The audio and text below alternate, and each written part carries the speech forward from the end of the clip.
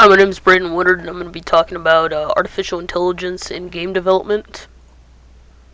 So, artificial intelligence is an umbrella uh, that many other subsets fall under. Machine learning is a subset of AI. Neural networks is a subset of machine learning. Deep learning is a subset of neural networks. So, artificial intelligence just kind of umbrellas all of those subsets. So, artificial intelligence refers to the ability of a computer or machine to mimic the capabilities of a human mind. They learn from examples and experience. They recognize objects, understand, and respond to language. They also make decisions and solve problems. So, machine learning is actually an application that learns by itself and reprograms itself as it takes in more data to perform a specific task with greater accuracy and efficiency. Machine learning is based on a basic neural network, which usually consists of an input layer, hidden layer, and output layer. The input level is where data enters the network. A hidden level is where machine learning algorithms process the inputs and apply weights and thresholds to the inputs. The output layer is where various conclusions emerge. There are many methods and techniques used in machine learning that I will be discussing in the next few slides. These include deep learning, reinforcement learning, and a combination of both, which is deep reinforcement learning. So deep learning is a form of machine learning that enables computers to learn from experience and understand the world in terms of hierarchy of concepts. So animating characters in this context, we'll look at facial expressions. So this one here is a deep learning motion capture, which allows a static source image to generate motion that you see here that's driven from a video source. So this deep learning AI learns from large amounts of video data to recognize and manipulate important motion key points that we see here. Those are then translated into a motion field and occlusion mask and mixed with the source image to create a more humanistic and realistic facial expression for characters.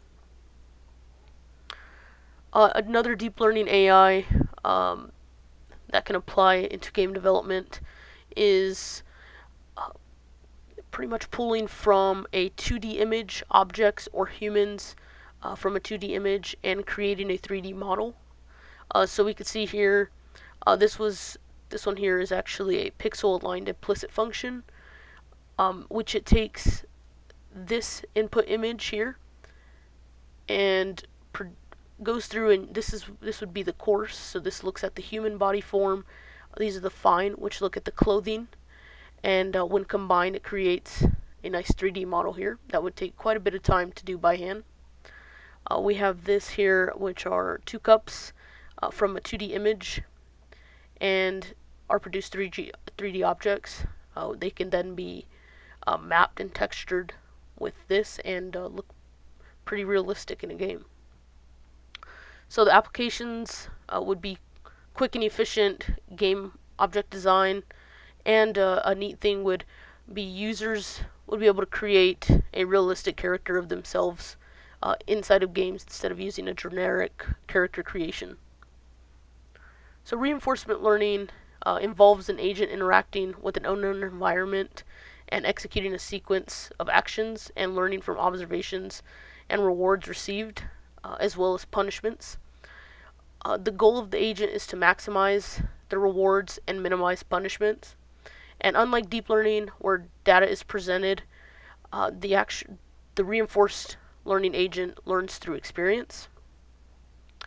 So procedural content generation is level design and map design through an RL agent. These can design 2D and 3D game levels. It uses reinforcement learning, which reward the agent when maps and levels are fun and interesting, and they follow design rules. So this allows quite an abundance of levels and maps in a short amount of time. So I can quickly go through how this is processed. If we look at a 2D level, this would be represented as a 2D array of integers. The agent then removes and adds certain elements of the array. This is the action here. Then a feedback mechanism is implemented to train the agent via reward or punishment, so you can see it up or down. And then the loop continues. So it continues to learn from itself and generates different maps and levels. So deep reinforced learning for navigation is a pretty recent technology. So currently, the industry standard for NPCs or enemies navigation is a nav mesh, which is a graph in blue that represents where the NPC or enemy can walk or pretty much traverse. So if you look at this one here, you can see the floors are not connected, which means that if an enemy is up here, it won't be able to go down. It can't use any double jumps or any grappling hooks or anything that the character would have on them. So with the new deep reinforced learning agent, the navigation is much simpler, as it can use any tools or pretty much buffs that a human could use in gameplay, which would create a more realistic NPC. So another reinforced learning agent method is a attention training method, which it takes a display and divides it into patches and sorts those patches into level of importance. That level of importance is processed by how important is this patch going to directly affect the action that I need to do.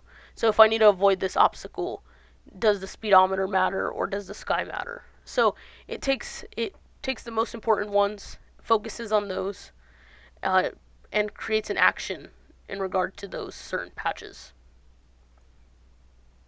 So other applications in game development that I didn't go in depth to, we did see here at level and art enhancement, which I did touch on in a few slides before.